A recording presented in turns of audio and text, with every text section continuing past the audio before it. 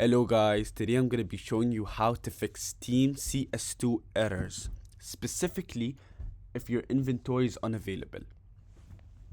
First, you're going to have to open up Steam, like what I just did right now.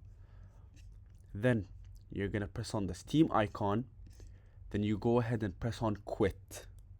Right here, see? Quit. It's going to shut down. You're just going to wait 5 seconds.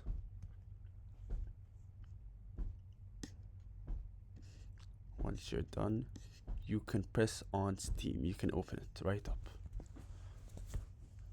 It takes a few seconds.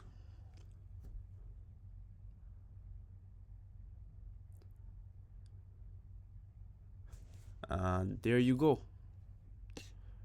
Now it's gone. The error is gone. And if this doesn't work, that means the servers are down. You're gonna have to wait a few hours, maybe a few minutes, I don't know, when it comes back up. Thank you guys for watching.